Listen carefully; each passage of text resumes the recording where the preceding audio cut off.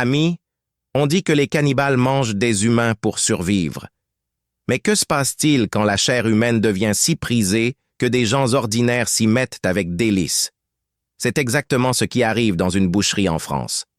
En face de cette modeste boutique en plein centre-ville, une foule immense se rassemble. Le boucher vend une viande très spéciale, si succulente que les clients sont prêts à tout pour en avoir. Les jours passent, mais ni la queue ni la popularité de cette viande ne diminuent. Son goût est si unique que quiconque y a goûté une fois ne peut plus l'oublier. Un jour, un client demande au propriétaire, Vincent, de quelle viande il s'agit. Vincent ment, affirmant qu'il s'agit de porc iranien, une variété méconnue. La nouvelle se répand comme une traînée de poudre. La foule devant le magasin devient tellement dense qu'elle provoque des embouteillages. Quelques jours plus tôt, le couple avait du mal à joindre les deux bouts. Aujourd'hui, il gagne des millions.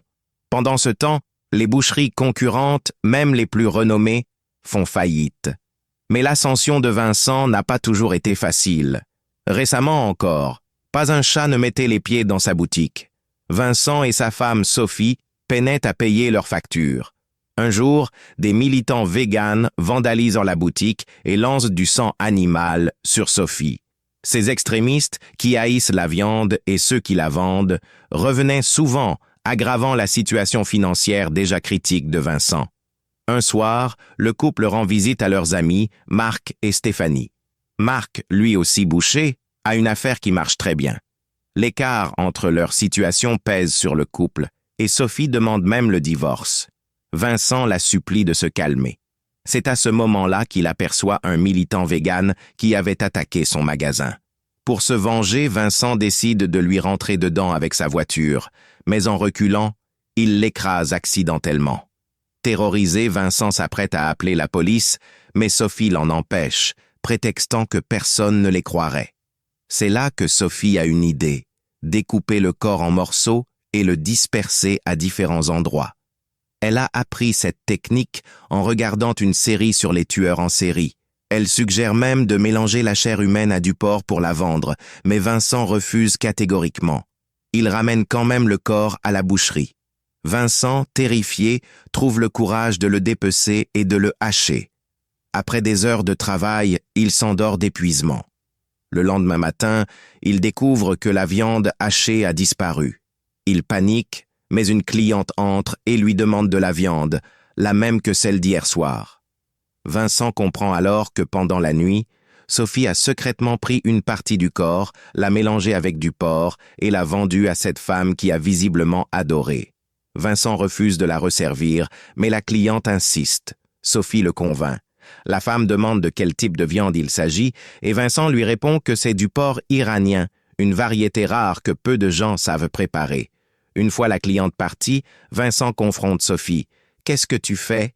Tu vas vendre de la chair humaine dans notre boutique? » Sophie lui répond que c'est la meilleure façon de se débarrasser du corps sans éveiller de soupçons. Vincent la trouve complètement folle et décide d'aller se débarrasser des restes. Mais un autre client arrive et lui demande à son tour du fameux porc iranien. Peu à peu, la boucherie devient célèbre et le couple s'enrichit. Vincent, ne comprenant pas ce qui rend la viande si spéciale, finit par y goûter. C'est la meilleure viande de sa vie. Sophie lui explique que, comme leur victime était végane et ne mangeait que des végétaux, sa chair devait être particulièrement savoureuse. Elle propose alors à Vincent de ne tuer que des végans pour leur business. Il refuse, horrifié par ce que Sophie est devenue. Le lendemain, leur fille Chloé leur présente son petit ami, Lucas. Vincent est ravi. Il a préparé lui-même le dîner, mais Lucas refuse d'y toucher.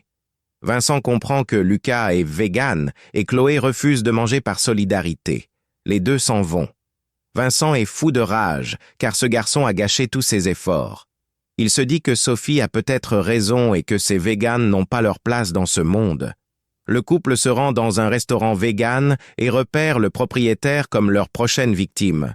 Le plan est simple, le tuer, le découper et le vendre.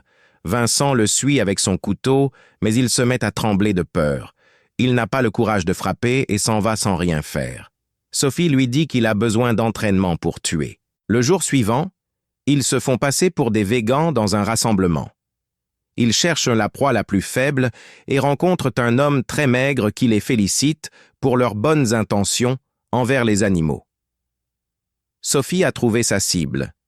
Ils le rejoignent dans un parking pour discuter. Ils réfléchissent à la façon de le tuer, mais leur plan est encore gâché lorsque l'homme arrive avec des amis. Vincent cache son couteau et fait mine de partir, mais le groupe l'intercepte. « On va attaquer une boucherie ce soir, venez avec nous », lui disent-ils. Par peur d'être démasqués, ils acceptent. Arrivés sur place, Vincent se rend compte que c'est la boucherie de son ami Marc qu'ils vont saccager. Jaloux de sa réussite, Vincent participe, ce qui le soulage un peu. Pendant que les véganes se disputent, Vincent s'éloigne, laissant Sophie seule. Un jeune homme s'approche de Sophie et la drague. Elle est impressionnée. Tout se passe bien jusqu'à ce qu'elle réalise qu'il est végane. Il la raccompagne chez elle et sous prétexte de l'embrasser, elle lui mord la lèvre. Il saigne. Elle lui propose de rentrer pour se soigner. Le jeune homme accepte. Sophie se précipite à l'intérieur pour annoncer à Vincent « On a notre proie !» Il n'a plus qu'à le tuer. Mais encore une fois, Vincent se met à trembler et refuse catégoriquement. Sophie le traite de lâche et le menace. « Si tu ne le tues pas, je couche avec lui. » Vincent pense qu'elle bluffe, mais elle passe à l'acte. Fou de rage, Vincent le tue brutalement. Le lendemain, Stéphanie appelle Sophie. Elle lui raconte les dégâts causés la nuit précédente chez Marc. Vincent, qui a été le plus violent, prétend qu'il n'était pas là. Un policier veut s'entretenir avec Vincent, qui a une peur bleue d'être découvert. Mais l'officier ne suspecte rien. Ce jour-là, ils vendent une tonne de viande humaine. La file d'attente est si longue que tout s'écoule en un rien de temps. Désormais, chaque fois qu'ils ont besoin de viande, ils partent à la chasse. Ils tuent des gens presque tous les jours. Leur business explose et même les plus grandes usines de viande sont au bord de la faillite. Quelques jours plus tard, Vincent augmente le prix, mais la clientèle ne diminue pas. Un jour, Marc goûte lui aussi à cette viande. À la première bouchée, il est conquis. Mais en la mâchant, il trouve quelque chose de dur. Stéphanie, qui était infirmière, identifie ce corps étranger comme un pacemaker. Elle demande au couple d'où ça sort. Vincent se souvient alors qu'une de leurs victimes était un malade cardiaque. Les deux couples, désormais rivaux, se disputent.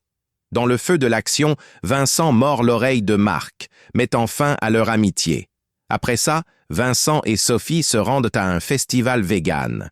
Après avoir mangé de la chair humaine, Vincent est devenu un psychopathe obsédé par la viande.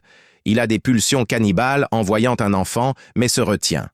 Dégoûté de lui-même, il s'apprête à partir quand il croise Lucas.